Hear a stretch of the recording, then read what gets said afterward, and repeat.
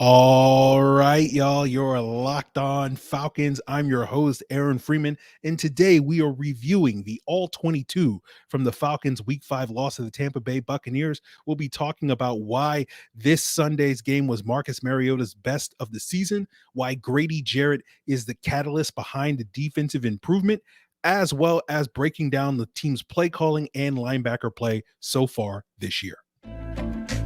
You are Locked On Falcons, your daily Atlanta Falcons podcast. Part of the Locked On Podcast Network, your team every day.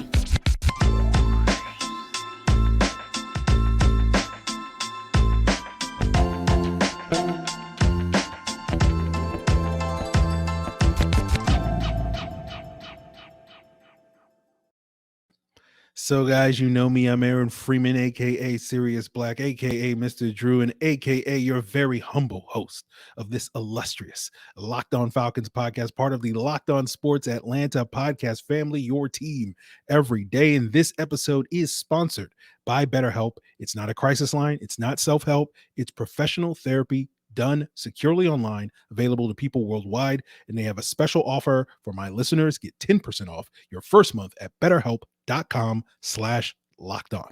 And guys, we thank you for making Locked On Falcons your first listen each and every day. Of course, Locked On Falcons is free and available Monday through Friday on a variety of podcast platforms, including Apple, Odyssey, Google, Spotify, and YouTube. Make sure you subscribe to Locked On Falcons, as well as Locked On Sports Atlanta. I was about to say the wrong one. Locked On Falcons and Locked On Sports Atlanta on YouTube. Hit that bell, give us a like, and you will get the video version of the podcast the night before the audio drops. So today, guys, is the All-22 review as I sit down and watch the film from Week 5 and give you my takeaways. Later in the episode, we'll talk about the play calling. Later in the episode, a lot of people want to know my thoughts on the linebacker play so far this year. We'll get into that. But we'll start things off talking about Marcus Mariota.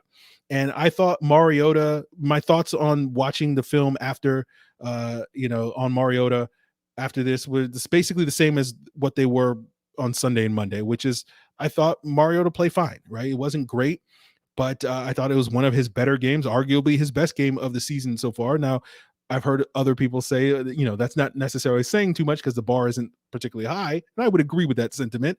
But I thought we saw a couple of plays where we're seeing the good version of Mariota, and we've talked about that the last 2 weeks, which is that ability to create off structure. One such of those plays was that time he failed to hit Kadero Hodge, but that was less on Mariota and more on Hodge, not being able to reel in that diving grab. But Mariota was able to avoid pressure from two defenders and find that window to throw to Hodge. And if you go back and you listen to this podcast over the last 5 weeks, most of my complaints about Mariota have been related to the red zone, because I feel like if you're going to complain about a quarterback missing throws, or at least for me, I'm going to complain about the missed throws that take points off the board.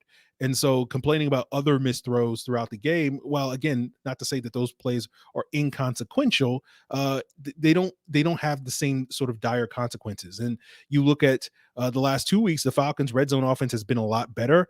I don't know how much of that is owed to Mariota. I think a lot of that is mostly owed to the running game is sort of doing work once we get closer to the end zone. But Mariota did make that touchdown pass to Olamide Zaccheaus. That was technically in the red zone, a 19-yard play. That throw was technically off target, but the fact that he threw behind Zaccheaus in that situation allowed him to move away from the defender and allow him to break that tackle and score the touchdown. So whether it was by accident or on purpose that Mariota threw behind Zaccheaus, doesn't matter. Ultimately, it was, it made the play work. And so for me, like when I talk about Mariota, like again, there's missed throws. I know for a lot of folks, like every time he misses a throw, that's, prompts them to call for Desmond Ridder. I'm not necessarily in that boat. Maybe in the future I might be, but at this point in time, I'm not.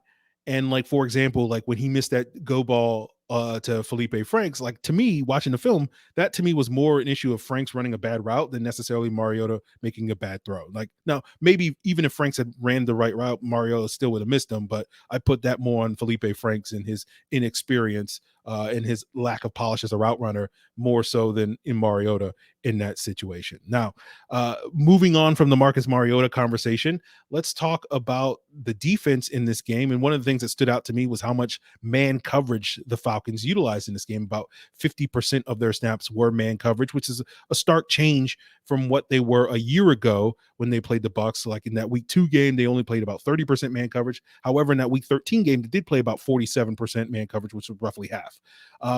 It's notable to me because like I recently saw a video from, I think, Alex Rollins on YouTube where he talked about why Brady had struggled against the Saints. And one of the takeaways in that video, I'll link to it in the description, was because of how effective the Saints play press man coverage against the Bucs. There were other factors that he mentioned in that video, but at least the ones that applied to the Falcons was, I was curious to see if the Falcons would decide to play more man coverage against the Bucs this week, and they did as part of the strategy. It was more effective this time around than it was in week 13 last year.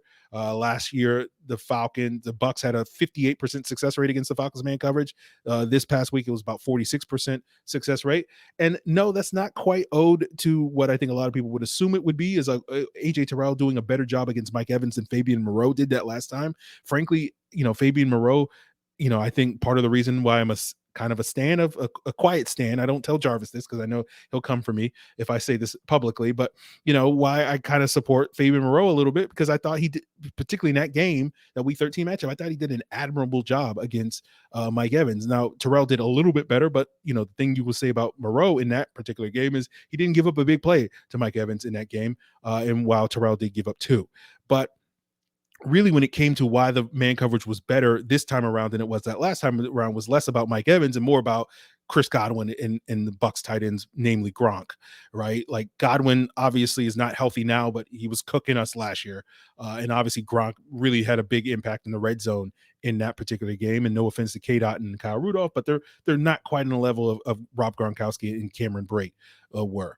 The other factor not related to the Falcons man coverage was in this game, I thought the Falcons did a much better job getting pressure in this game, right? Last year on 27 zone dropbacks, I only counted the Falcons getting pressure on Brady 1 time. This time, I counted them getting 9 times. Now, I know Pro Football Focus doesn't quite agree with me, because I know overall in this game, Pro Football Focus only credited the Falcons with 9 pressures, pressuring Brady on 9 snaps in this game, while I, in my charting, credited him with 16. And I would argue with them. I understand why certain plays are kind of borderline, but I would also probably argue, like, if this was any other quarterback other than Tom Brady, like, these would have been pressures. He's just so good at getting rid of the ball, at this unseemly amount of time, that it's not fair, to not give the defense some credit for pressuring him on those plays. But, it gets us to the larger conversation about this defensive improvement. And I know a lot of people don't really see the defense as improved by that much. The run defense technically is a little worse than they were through 5 games last year, but the pass defense is better, not by a huge degree, but is better this year. And I think if you were asking me what is the number one factor into why the pass defense is better, it's related to that pass rush, and that is mostly related to Grady Jarrett doing an outstanding job. And this goes back to the conversations we were having throughout the summer, where I expressed my skepticism about this team in this upcoming season. And a lot of that was due to my skepticism about not only their play in the trenches, the offensive line, but the defensive line. And we've touched upon why they've gotten better and how they've gotten better on the offensive line. But let's talk about the defensive line. And the big reason why I was skeptical about the defensive line making strides was, even though I thought Grady Jarrett would have a better season, I did not expect him to return to basically being the Grady Jarrett that we've seen through 5 games this year, and what we had seen prior to 2021, the previous 3 seasons, where he was legitimately a top 5 D tackle in this league. And he has been that same Grady Jarrett. He has gotten back to that level. And I think that's probably the biggest factor on why this pass defense is performing better so far than it has a year ago. And so I think a lot of that credit is owed to Grady Jarrett. Grady, one day, if it was up to me, we would have gotten you help years ago, my friend. But hopefully one day, this is where I'm crossing my fingers on this new regime, that they will be able to get Grady Jarrett the help that he so definitely deserves. So we'll see if they can pull that off, and we'll get into the Q&A portion of today's episode, talking quite a bit about Arthur Smith and this regime's play calling, and how much improved it has been, if at all. I think it has been improved, and we'll talk about some of the reasons why that is. But before we get there, I do want to plug the Locked On Sports Atlanta podcast feed, where you can find 3 shows with 4 hosts, all breaking down local sports as well as national sports. Locked On Sports Atlanta is also the home for the Locked On Braves postcast, which is timely, and the Locked On Falcons postcast, where you can find myself and Jarvis each and every Sunday after the Falcons game live on YouTube, breaking down that game immediately. So subscribe to Locked On Sports Atlanta on your preferred podcast feed, the same ones that you're currently listening to Locked On Falcons. Now a word from our sponsor, BetterHelp. And I actually linked up with BetterHelp earlier this year in August, and I've already had several sessions with them, and I can't recommend BetterHelp enough, particularly for those of you that are interested in therapy, looking for someone to talk to, someone that can help you navigate some of life's twists and turns. And BetterHelp's online therapy will assess your needs and match you with a licensed professional therapist within 48 hours. And for me, I know a big part of what I wanted out of a therapist was another person of color, and BetterHelp was able to provide that and give me a great list of options there. BetterHelp is not a crisis line. BetterHelp is not a crisis line. It's not self-help. It's professional therapy done securely online, available to people worldwide. You can log on anytime, send a message to your therapist. You can do weekly video sessions as I do. You can do them over the phone. A big reason why I finally signed up for BetterHelp is it's more affordable than traditional online or offline therapy. And you can also get financial aid that's available. I know for me, a big sticking point was that money. And if you're hesitant to try, the breakthrough I had was I'm thinking of it as an investment in myself. So if you're looking to make a similar investment, head to the website, take advantage of this special offer by getting 10% off your first month at betterhelp.com/lockedon. That's 10% off your first month at betterhelp.com/lockedon. So before we continue with the Q&A portion of today's episode, I do want to recommend a second listen for you guys. Check out Locked On NFL. Those guys got you covered all week long on all the biggest storylines in the league. And if you want to, I'm sure if you want to hear more people complaining about roughing the passer penalties, I'm sure the Locked On NFL host will provide. And of course, it's free and available on Odyssey, YouTube, and all the available podcast platforms. Our first question comes from 00 Divine Knives on the Locked On Falcons Discord, which you can find a link to in the description below. He asks, is there any way you can check on the amount of play action calls on 3rd and long? Seems like Arthur Smith dreads to see Marcus drop back and read the whole field, so he helps that by calling play action as much as possible, even if it's an obvious passing down. Well, I understand the sentiment that you have there. They only ran play action on 3 third downs against the Bucs. There was a 3rd and 7 at the end of the first quarter. That was the 24-yard throw to Drake London that was nullified by the holding penalty on Drew Dahlman. There was a 3rd and 1 in the 3rd quarter. That was a sack by Logan Hall, where he and Devin White came unblocked on the backside. There was a 3rd and 16 in the 4th quarter. That was also a sack by Vita Vea. He was able to beat Parker Hesse on the backside, and Mariota was also pressured by Antoine Winfield, who was able to blitz off the backside and beat Keith Smith. So if you consider 3rd and 7 to be 3rd and long, which I think most people technically do, there would be 2 times where he called play action calls on a 3rd and long. But I would look at those 3 plays and say really only the 3rd and 16 is where I think criticism of doing that is warranted of the play calling. It just seems unnecessary to be trying to sell run on a 3rd and 16 at that point in time. And this brings me to another thing I noticed watching the film was it felt like the Bucs were not buying the Falcons play action all that much, particularly after the first quarter. And I'm curious to know if that's sort of a one-off specific to Levante David and Devin White and Todd Bowles, or if this is going back to something we've discussed already on the podcast a couple of weeks ago about how we're at the point in the season where teams are starting to make adjustments. And I wonder if the Bucs and other teams are going to be making this adjustment to not bite on the Falcons run action as much when they utilize that play action. But there were several plays at 3rd and 1 sack. Basically White did not bite on the run action and basically ran directly at Mariota.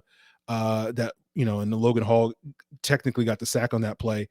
And then there was a 2nd quarter rollout too, where White basically shot up field. I don't know if it was a run blitz, It was he was reacting to the motion, the receiver going in motion, or he just knew something was in the air, and he just knew it was going to be a rollout. And basically, it was a play action play, and the minute Mariota turned around to face the defense, like White was there, and he was fortunately able to avoid Devin White and check it down to Avery Williams for no gain on that particular play. So I'm just curious to see if that winds up being more of a one-off moving forward, or that's a trend that we'll have to pay attention to. And if that's the case, the concern is it may be harder for this football team to generate explosive plays if they're not utilizing play action, which brings us to the next question from a pair of people on the Discord. First comes from Brigantor. He asks, I've been pleasantly surprised by seeing more explosive plays this season than we did last year, though this week's game seemed less so. Who deserves credit? Is it Artie scheming stuff up more creatively, CP/KP/Drake being dudes, or the upswing of the Mariota roller coaster? And Clement asks, hey, Aaron, it looks like Arthur Smith's play calling is way more creative than the other year. What impression did you have last Sunday? So I'll answer that second question from Clement first. It's interesting because I would make the argument that the Bucs game was probably the game where you could probably be most critical of Arthur Smith's play calling, outside of complaining about not getting the ball to Kyle Pitts.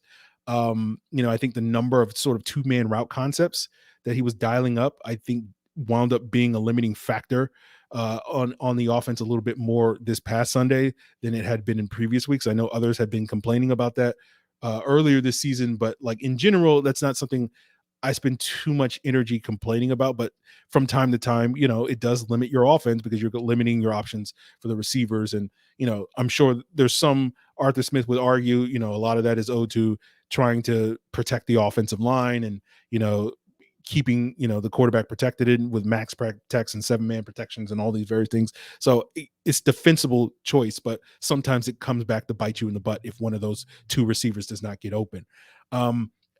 For the improvement in terms of the explosiveness, I think through 5 games last year, they had like 13 explosive plays. And this year they have like 20, I think, off the top of my head. So they're definitely doing a better job this year than they were a year ago. And I think it's a combination of all of the above, right? I do think Arthur Smith is doing a better job scheming up stuff, like some of the go-to explosive plays that you see in this offense. The shot plays are like the Yankee concepts or the tight end leak. I don't know the exact number of Yankee concepts they ran last year or this year, but it does feel like that number is up a significant percentage. And the tight end leak or the tight end throwback, they didn't run that last year until like week 17. And they ran it in week 1. Now, granted, they haven't ran it since then, as far as I'm aware. But that to me is indicator that, they are doing a better job dialing up some of those shot plays that are inherent to this offense, particularly those two being highly play action based plays. We haven't quite seen Mariota hit those sort of deep posts, including that bomb to Felipe Franks in this game, but hopefully he'll start connecting on some of those. And all of a sudden you'll see the explosive play meter even spike even more. Although I continue to feel like, hey, we need to get more speed at the wide receiver position. They did sign somebody to the practice squad that runs a 4.4. So today, Rashaan Henry, I think his name is. So that's a positive development, I guess, in that regard. Basically, everybody, every receiver the Falcons add from here on out, I hope runs a 4.4 or faster is my hope moving forward. But we'll see about that. The other thing is, I joked last year about the receivers. Basically, if you're an outside receiver in this offense, you only run digs and fades. And that's not 100% true. And I do feel like there is a little bit more diversity in their routes this year. But I do feel like that plays to the strength of Drake London as a playing against the strengths in place of the weaknesses of Calvin Ridley comparatively. So that's where I would argue, Drake London being that dude, it's just he's a better fit in this scheme for what the receivers are asked to do than what Calvin Ridley was a year ago. And then the other factor in terms of the increase is the fact that they're getting explosive plays on the ground, right? They have 5 explosive 20-plus yard plays already this season on the ground. That puts them on pace for 17, obviously. And the most, going back to the data I've been keeping track of since 2010, the most they've had in a season in terms of 20-plus yard run plays was 15 back in 2016. They had 14 in 2018, 12 in 2010, 11 in 2011, 11 in 2017. So Michael Turner being a big cause of that. Tevin Coleman was also a big factor, although Devontae Freeman probably deserves a lot more credit than people realize for some of those explosive runs in 2016 and 2017, especially. The other factor is having a quarterback that can generate those explosive plays. We saw Mariota get a 20-plus yard run against the Bucs. Notably, over the last 12 seasons that I've been keeping track of this, Matt Ryan's only had one 20-plus yard run play in that span. It came all the way back in 2010 against the Saints. I don't remember the play, but I'm sure it was incredible. A spectacular play to watch. Obviously, Mariota is more capable of that. Ritter's more capable of that. So we'll see if they can continue to add and pad to that total moving forward in that regard. So we'll see if they can keep that up. But we'll wrap up today's episode talking about the linebacker play as we move forward on this Q&A in All-22 film review. But guys, got to tell you about the number one source for all your football betting needs and info this season. And of course, I'm talking about BetOnline.net. You can find the fastest player developments, matchups, news, podcasts, and more by heading on over to BetOnline. You can find all the lines for this weekend's game, including the Falcons being 5.5-point underdogs to the 49ers. We know the Falcons are 5-0 when it comes to covering the spread this year. Will that continue this week? Maybe. We'll see.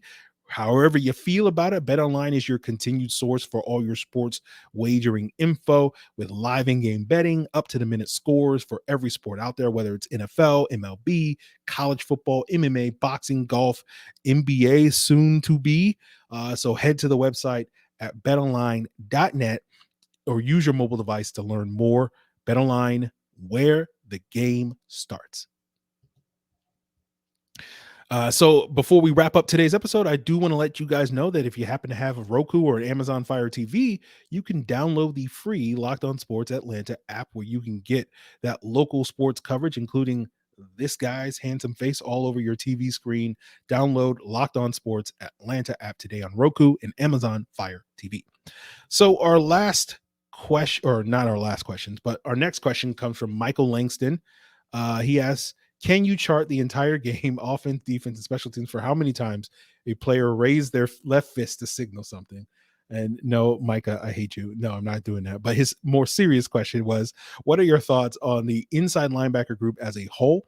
Thoughts on Rashaan Evans sticking around long term? Is Mykal Walker a career pass coverage linebacker for Atlanta, or does he leave when Andersen is ready? How soon before we can declare Troy Andersen the second coming of Dick Buttkiss and the Kobe Dean suck bust kiss? And then we had a similar question from God is Good on the Discord. Got a question, especially after our week 5 game. How do you feel Troy Andersen has looked? So when it comes to Rashaan Evans, I don't think he's played at the level that merits a second contract through 5 games. When it comes to Troy Andersen, I have been impressed with what Andersen has done to date, not because I think he's playing great football, but he's playing above the floor that I thought he'd have going into the season. If you think back to my evaluation of Andersen in my scouting report, basically I said he's a very similar player to Deion Jones, which is a really good coverage linebacker, but struggles with run fits, struggles taking on blocks, struggles making tackles. I think I said in that episode, like, if you look at the second half of the national championship game, those were not struggles, but prior to that, they were struggles pretty consistently throughout his last season at Montana State.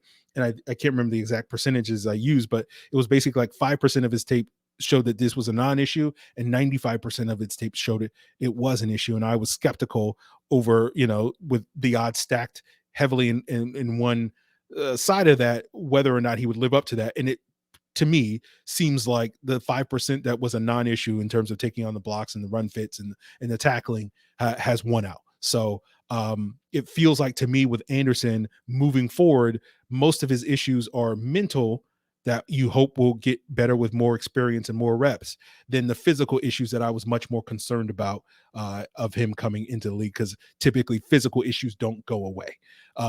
They will remain with a player over time. Now, maybe some players can overcome it by being, great mentally and all that stuff, but that's a tall ask.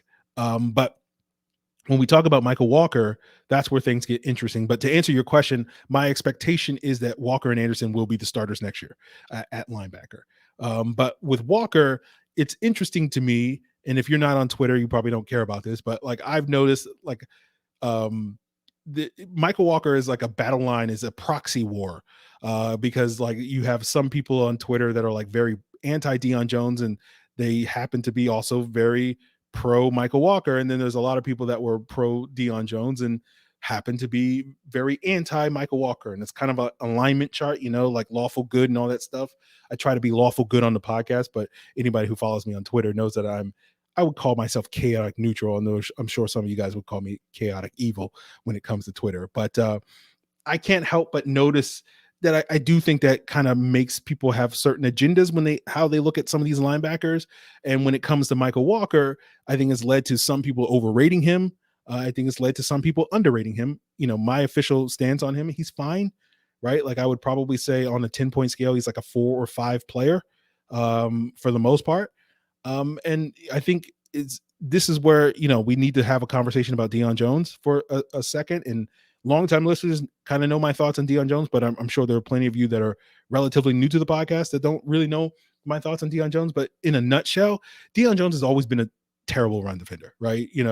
And if you were listening to the podcast back in 2017, you can recall me complaining about it. There's a Bills episode after that Bills game, I was complaining about it, but I would not recommend going back and listening to those episodes because I think in that same episode I was praising Duke Riley. So please don't go back and listen to those episodes. But basically what happened was by the time we got to about 2018, I had basically made peace with the idea that Deion Jones was always going to have like a negative value as a run defender, but he could compensate it and give you a net positive because of the plus value he would bring as a space player in coverage. And I think what's really changed the last 2 years in particular is that plus value in coverage has not been as big a plus. And so you're kind of just stuck with a net negative in terms of his run defense. And that essentially becomes a problem when you're paying him the money that he is being paid. And despite, what myself and Jeff Schultz and others will say, the issue with him doesn't run that much deeper than that. If Deion Jones was making $5 million, I don't think people would be complaining about him to the same degree that they are complaining about him when he's making $15 and $20 million, nor would I think the Falcons would be as quick to move on. You just look at Rashaan Evans. He's making $3 million, but people are constantly complaining about him on Twitter, despite the fact that he's been an inconsistent and unreliable player and basically the same player that Titans fans didn't necessarily enjoy and were not happy to, or not upset to see move on. And so, I think the real issue, and I said this to somebody on Twitter earlier today on Tuesday, I think the real issue is not Jones's struggles the last 2 years. The real issue for the Falcons at linebacker in particular was finding a replacement for the player that on a 10-point scale at worst was a 5, and probably for the better part of the last 2 years was like somewhere between a 6, 7, and occasionally an 8 or more. And that, of course, was Foye Oluokun. And finding a replacement for Foye Oluokun was the bigger issue at the linebacker position.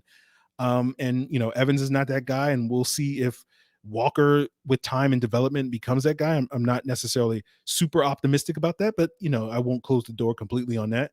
And we'll see if Andersen's that guy. I'm a little bit more optimistic about Andersen being that guy, just largely due to the fact that when Foye was in year 4 of being an off-ball linebacker, which was 2020, we saw how well he is. This is year 4 for Walker. We haven't quite seen that level of development for him. Year 4, I think, will be next year for Troy Andersen. So that will be something to keep an eye on, but just a way to sort of measure, okay, this is what up and coming developmental linebacker Foye in 4 years in as an off-ball linebacker looks like versus what Walker and Andersen as a measuring stick. Now, that's my thoughts on those linebackers. And our final question is about the other linebacker on the team that does not get enough attention, and that's Nate Landman. It comes from an email from Jim C, who asked, Nate Landman went into the game before Troy Andersen, planned it that way.